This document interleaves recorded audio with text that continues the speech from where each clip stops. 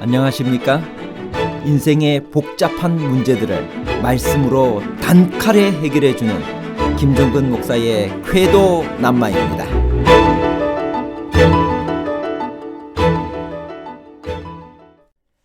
이스라엘 왕 오므리가 나라의 수도로 정한 곳은 디르사였나요? 아니면 경관이 아름답고 바다가 바라다 보이며 수 킬로미터 떨어진 주변 지역도 둘러볼 수 있는 곳이었던 사마리아로 정했나요? 디르사와 사마리아에 관한 복잡한 문제를 하나님 말씀의 가르침으로 명쾌하게 해결해 드리겠습니다. 북방 이스라엘의 수도는 어떤 변천 과정을 겪었으며 사마리아는 어떻게 건설되었나요? 열왕기상 16장 24절입니다. 그가 은 2달란트로 세렉에서 사마리아 산을 사고 그 산 위에 성읍을 건축하고 그 건축한 성을 이름을 그 산 주인이었던 세멜의 이름을 따라 사마리아라 일컬었더라. 북방 이스라엘을 연 여로보암은 왕이 될 때 세겜에서 즉위하고 그곳을 수도로 삼았습니다. 지리상 에브라임과 북쪽 지파들의 충성을 유도하기 위함이었습니다. 또 그곳은 역사적 종교적으로 의미가 있었습니다. 야곱의 우물이 있었고 요수아가 거기서 백성의 총회를 열었으며 요셉의 뼈가 묻힌 곳이기 때문입니다. 그런데 알 수 없는 이유로 여로보암은 수도를 디르사로 옮겼습니다. 3대 왕 바하사는 디르사에 거하며 거기서 왕이 되고 거기에 장사되었습니다. 그의 아들 4대 왕 엘라도 디르사에서 왕이 되었습니다. 시므리가 모반하여 7일 동안 왕이 된 곳도 디르사였습니다. 이에 백성들이 군대 장관 오므리를 왕으로 삼자 그는 디르사를 포위하였고 시므리는 자결했습니다. 이 디르사가 세겜에서 북동쪽으로 11km 되는 곳에 있는 텔 엘 파라임이 확인되었습니다. 1946년에서 1960년에 롤랑 드보가 이곳을 발굴하여 성 요새 신전들을 발굴했습니다. 왕위에 오른 오므리는 전체 통치 12년 중 전반기 6년을 디르사에서 통치했습니다. 그러나 디르사는 수도로서 안정된 곳이 아니었습니다. 거기에 있는 동안 나라는 알력과 불안정의 긴 시기를 보냈습니다. 그래서 불만의 씨가 디르사에 상존해 있을 가능성이 있었습니다. 이 때문에 오므리는 새로운 수도를 정하기로 결심합니다. 그는 은 2달란트로 세멜에게서 사마리아 산을 사고 그 산 위에 성읍을 건축하고 그 건축한 성읍 이름을 그 산 주인이었던 세멜의 이름을 따라 사마리아라 일컬었습니다. 이는 오므리가 한 가장 중요한 업적입니다. 사마리아는 나라의 중심부에 위치하고 있어 지형학적으로 수도로서 최적의 장소였습니다. 경관이 아름답고 바다가 바라다 보이며 수 킬로미터 떨어진 주변 지역도 둘러볼 수 있는 곳이었습니다. 사마리아 산은 군사적인 요새로도 적합했습니다. 왜냐하면 사면이 깎아지른 절벽으로 이루어져 있어서 장기간의 포위에도 잘 견뎌낼 수 있기 때문이었습니다. 주변 지역은 대단히 비옥하였고 언덕 위에는 물이 풍족한 샘들이 있었습니다. 사마리아의 역사는 오므리가 얼마나 현명한 사람이었는지를 보여줍니다. 왜냐하면 사마리아는 그 나라의 역사가 끝날 때까지 계속 이스라엘의 수도였기 때문입니다.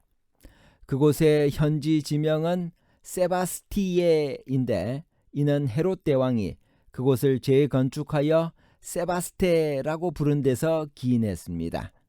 이곳은 여러 번에 걸쳐 발굴되었지만 헬라와 로마 시대에 건설된 성이 이전에 멸망한 두꺼운 돌성을 기초로 하여 건설되었기 때문에 아직도 많은 부분을 발굴하지 못하고 있습니다. 1908년에서 1910년 사이에 라이스너가 인솔한 하버드 대학교 팀이 최초로 이곳을 탐사했습니다. 이 탐사에서 오므리가 처음 쌓은 왕궁의 기초와 성체, 아합과 여로보암 2세가 확장한 궁전, 바알의 이름을 붙인 7개의 항아리 파편, 그리고 야훼를 의미하는 야를 사용한 11개의 파편을 발굴했습니다. 이 지역에 대한 고고학적 발굴 결과 도성의 가장 아래층은 오므리 시대의 것으로 연대가 매겨졌습니다. 오므리의 등극은 북방 왕국의 새로운 시대를 이루었습니다. 세속적인 측면에서 볼 때 오므리는 분명 성공한 통치자였습니다. 그는 어지러운 나라에 평화와 번영을 가져오기 위해 많은 일을 했습니다. 우선 불안한 정부가 안정을 찾았습니다. 그의 왕조는 이후 아합, 아하시아, 여호람으로 4대를 이어갔습니다. 그는 군대장관 출신으로 백성들의 지지를 바탕으로 역대 어느 왕들도 하지 못한 강력한 왕조를 이루어 12년간 통치하며 국위를 떨쳤습니다. 그의 명성은 외국에까지 떨쳤습니다. 그리하여 아수르인들도 이스라엘을 오므리의 나라라고 불렀습니다. 그러나 여호와가 보기에 오므리는 그 전의 모든 사람보다 더욱 악했습니다. 그는 이미 존재해왔던 우상 숭배를 수용했을 뿐만 아니라 한 걸음 더 나아가 시돈 사람들의 바알을 들어와 숭배하도록 장려했습니다. 미가는 오므리의 율례와 그들의 전통을 따르는 것이 심판의 이유라고 미가서 6장 16절에 밝혔습니다. 오므리의 아들 아합 왕의 악행의 기록은 그의 아버지의 기록을 뛰어넘습니다. 그가 행한 여러 가지 악의 기록들은 어떤 것인가요? 열왕기상 16장 29절에서 34절입니다.